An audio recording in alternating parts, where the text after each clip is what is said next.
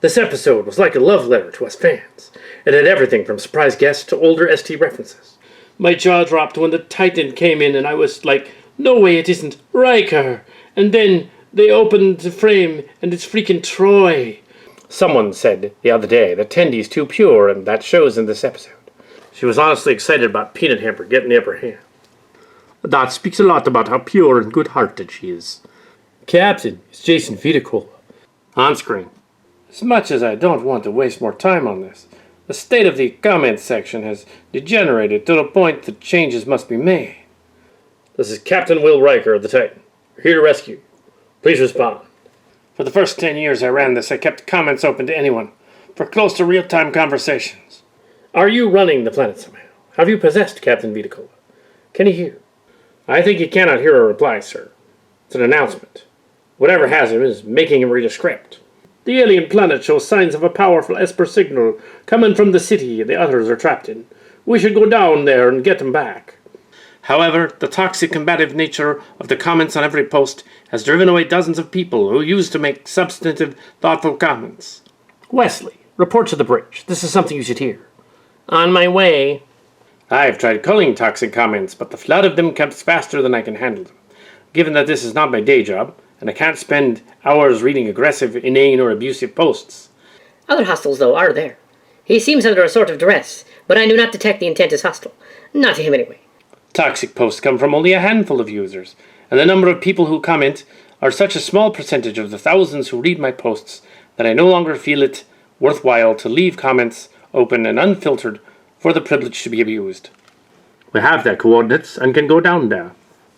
Understand that this will cut down on comments and likely curtail some conversations, but it is the only solution I can find that will strike a balance between turning off comments entirely and me wasting my whole day trying to hold back the tide of toxicity. Great decision. That way you can make certain that comments are supportive and praise you. I'd rather take the trouble of going down there. Let's have a look and get through to them.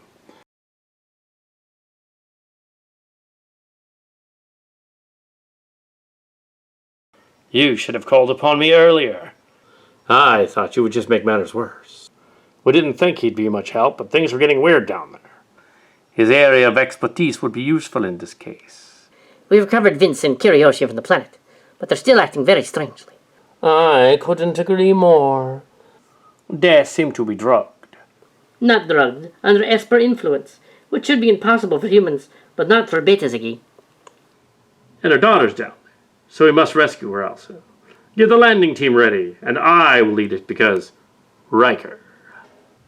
Love that. Even though he wasn't main cast, he was so well characterized. Are you quoting from Starship locations or something else? This is a fantastic finale. The best episode of the season. Man, that character development. I really enjoyed this season finale. When the Riker showed up and the TNG theme was playing, I felt like when I saw Darth Vader in Rogue One. Oh, at the beginning of the season I saw potential, but I was skeptical. Now, at the end, I can say I love it. The show really grew and is enough to build upon to become one of the great animated science fiction series. To me, the funniest part of this very funny episode was when the Exocomp flat out refused to sacrifice itself, like the one did in that TNG episode. Oh, that episode was amazing. It was going so well, but then the Titan came along. That was so good. So, is this a backdoor Titan pilot? Because I'm totally down for that. Okay, if we never get another episode of the show, this is a great way to end it. Riker just shows up and saves the day. Naturally. I loved the Riker and Troy appearance. It would seem that whatever is affecting you is affecting all of us.